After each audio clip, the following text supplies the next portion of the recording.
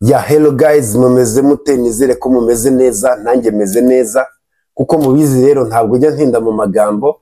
Nimba namaze kureba isomo rya mbere ryacu twabigishije cyangwa se nabashije kuba nabanyuriramo muri make uburyo twakreya YouTube nyine zizabasha kuba zatworoheje nyine gukora ibintu byacu. Nimba warabirangije nicyo gihe nyine gufate isomo rya kabiri. Nimba ubonye iri somo rya kabiri nakubwira ati ugasubira inyuma ukajya kureba irindi somo ryabanjirije ngiyi. Ubwo ni isomo nyine rya mbere kuko iri ni irya kabiri. Yareka asubira inyuma gatoya mbibutse ibyo twize mu isomo rya mbere. Twize gukreya YouTube izatworohereza nyine izanaba monetize itari mu Rwanda. Tureba n'uburyo wayicustomizinga nyine ukayishyira ku murongo. Ugenda urebe video rwose bakeka byarabaye clear. Nimba narangije gukreya YouTube tugiye kuba twaganira ku kintu cya kabiri. Ikintu cya kabiri tugiye kuba twaganiraho ni ikintu bita content cyangwa se ibyo ushyira kuri ya YouTube wakreye. Nimba uramaze gukreya YouTube ntabwo birangiye. Step ya mbere wite, ariko step ya kabiri ni igoye cyane, ni nayo ugomba gushyiramo imbaraga cyane kuruta izindi. Ni content creation. Nabyo tugiye kuba twaganiraho. Okay, turibuze kuba twarebera hamwe amasomo ageze muri 6 kuri content creation. Hanyuma ndakeka turibuze kubivaho mwabisobanukiwe neza cyane kuruta undi wari we wese. Ikintu cya mbere wakibaza ati content ubundi ni iki? Content ni ibintu uribuze kuba washyira kuri ya YouTube nyine yacu. Nimba wenda wigisha abantu uburyo bateka, nimba wenda ukora traveling nyine byo gutembera, nimba ukora nyine ibyo uribuze kuba washyira nyine kuri ya YouTube, za video wakreye bya bindi byose uribuze kuba washyira kuri YouTube, nibyo bita content. Yatukiri ku iki kintu cya mbere rero ngo content ni iki? Content ni ikintu kigari cyane, ni ikintu YouTube ibera amaso cyane, ntabwo izijenje kigeze ku iki kintu bita content. Kubera ko any mistake cyangwa se ikosa iryo ari ryo ryose uribuze kuba wakora, uribuze ko ryakafekta YouTube channel yawe. Ushobora kwibaza ati ni gute?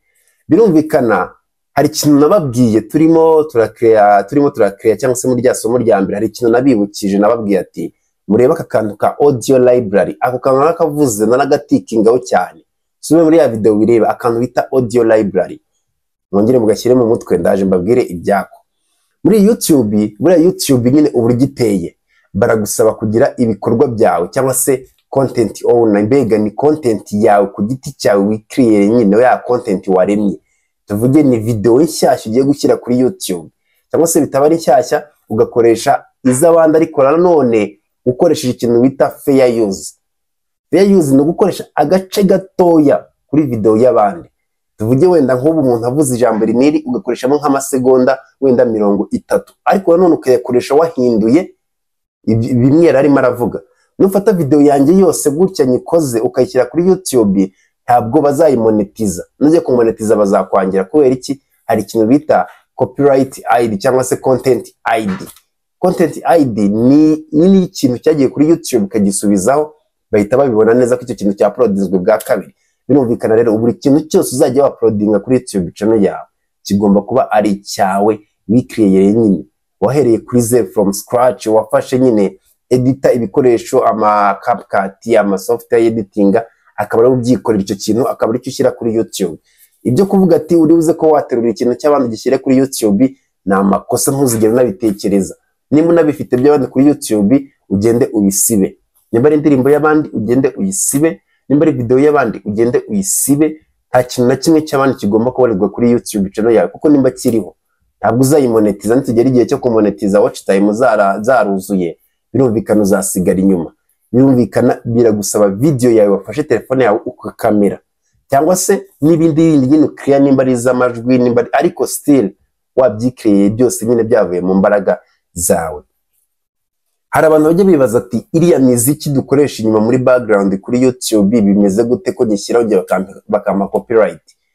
Hari ikintu ugomba kumva ndetse ugasobanukirwa. Buriya kuri YouTube hari ikintu bita copyright, hakaba n'ikintu bita copyright strike. Iki kintu gishyire mu mutwe ucyumve neza.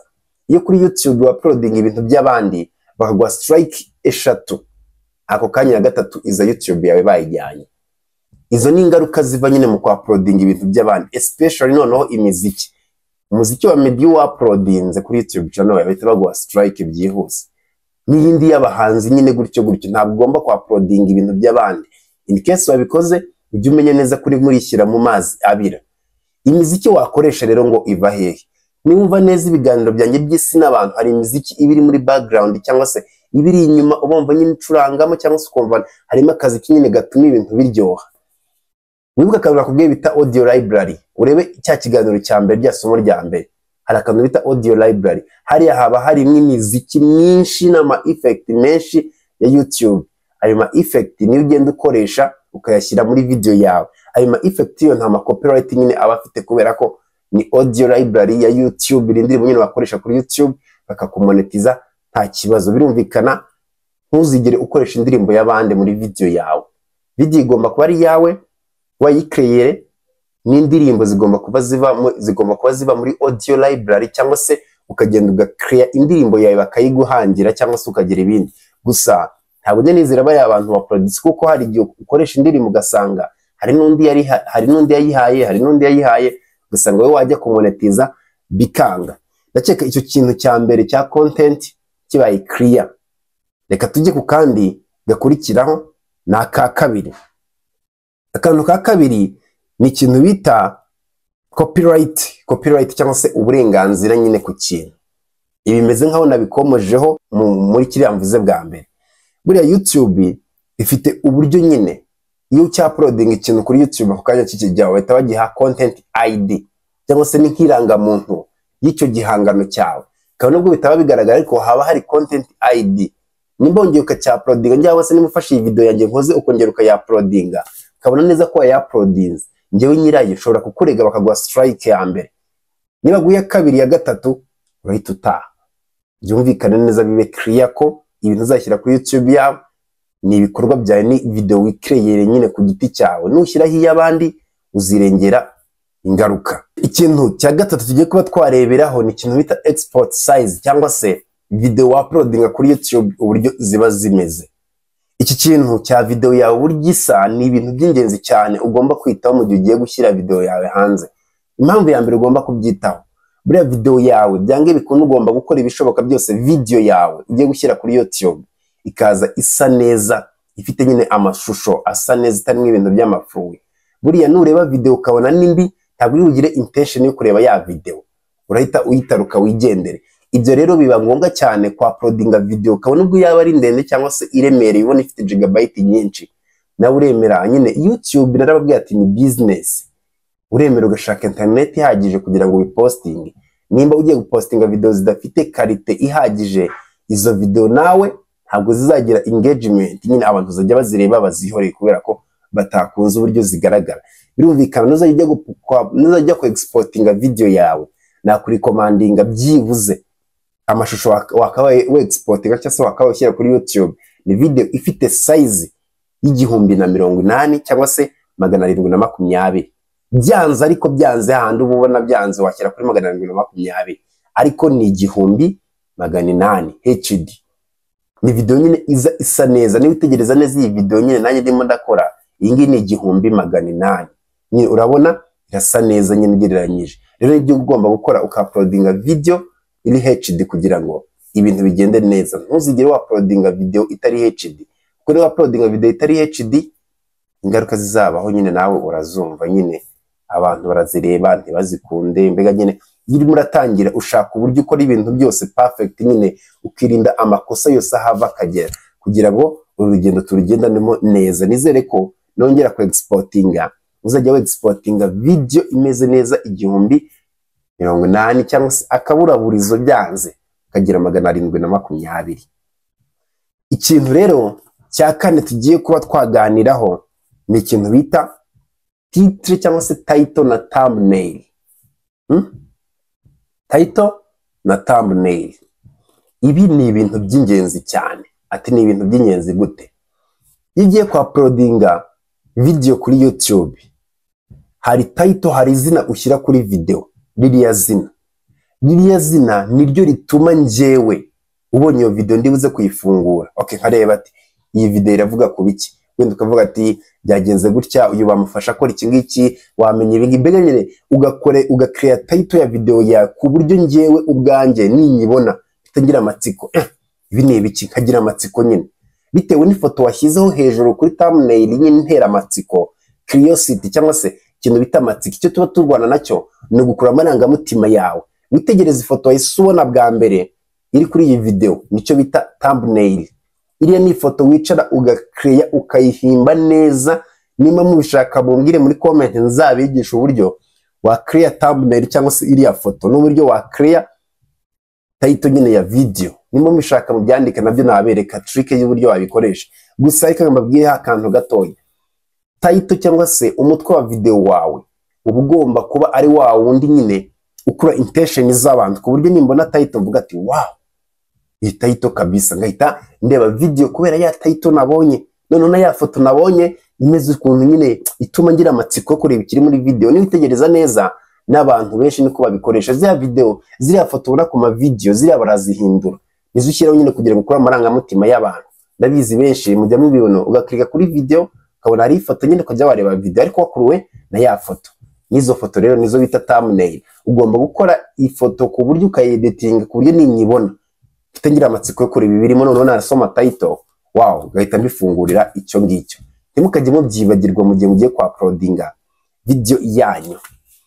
Ikintu cya gatanu tugiye kuba twarebera hamwe, niba ugiye kwa uploadinga video cyangwa se niba ugiye gushyira video kuri YouTube warangije kuya-uploadinga, ugomba kwibuka ikintu bita description.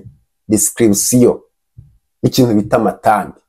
Description ibisobanura neza nyine ibyo ushaka kuba wavuga, no kuvuga ati iyi video irimo irigisha abantu imikorere ya YouTube n'uburyo baka-uploadinga video ikagenda neza nyine dukoresheje ibi n'ibi, ukandika muri brief cyangwa se muri makeya icyo video yawe igamije, ku buryo umuntu naza kuza kuba yabibona nyine akareba description ari buze ko yabona wenda iyi video uwayikozemo ni Oliver Legrand, uwayitinze wenda ni n'uyu mbega nyine byose ukabishyira muri description, ku buryo nyine nuri buze ko yareba video ayireba abona ni nziza agira amatsiko, ese iyi video yateguwe nande, ni ibiki bindi biri kure y'iyi video namenya ntabonye, harimo abakameramani wenda, hari mbega bitewe nyine n'ibyo ushaka wasangiza abantu bindi bagomba kumenya ko iyo video bijya muri description, cyangwa se ukandikaho brief inkuru ntoya ukavuga ati wenda iyi nkuru ishingiye ku byanyabyo wenda nibi, cyangwa se ushaka ibindi bisobanuro waduhamagara kuri ibi ngibi muri description nyine.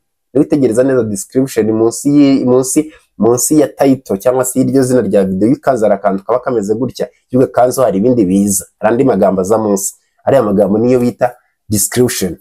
Ikintu cya gatanu ni ikintu bita tag, amatag. Aya matag ni witegereza neza iyo ukanze kuri kare kantu ka description hari amagambo ujya ubona kamwe, tubiri, dutatu, akesha bari tubiri cyangwa se dutatu, tune, tujye turenga tune, ntumukajya muturenze, iyo turengeje hari igihe bibazo. Ziriya ni tag nyine ugira, turiya tugufasha mu case wenda umuntu arimo arashaka ibintu byerekeranye n'iyo video cyangwa se uburyo waka-uploadinga video, bigatuma ya video yawe iza mu za mbere nyine, kubera ko hari ibimenyetso nyine byerekana ko iyo video ikora ibyo bintu. Ntimukajye rero mwibagirwa amatag. Video izakurikiye ngiyi nzabereka nyine uburyo twa-uploadingamo video, ariko nanone iyi ngiyi ni theory nyine, ubyumvise wahita ubisobanukirwa neza kuko nta birenze nyine, ni ibintu byoroshye bisaba kumenyera, kubera ko ibi ni ibintu uzajya ugenda ubana nabyo buri munsi. Ikintu cya gatandatu rero ari nacyo tugiye kuba twasorezaho ikiganiro cyacu cy'uyu munsi, ni ikintu bita share cyangwa se gusangiza abantu ibyo wakoze. Birumvikana YouTube yawe ni nshyashya, nimba ari nshyashya ikeneye abantu, kubera ko ntabwo abantu bayizi.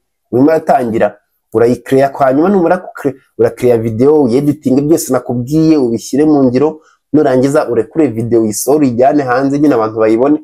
Nibamara kuba bayibona utangire uyisharinge. Buriya gusharinga bifasha nyine YouTube kugira ngo babone neza kuba abantu bayisharinze bayikunze. Niba bayikunze rero bakayeba iminota iri hejuru y'ibiri cyangwa se 3, YouTube nayo yatangira kugira ute kuyirekomanda, kuyereka abandi bantu nyine.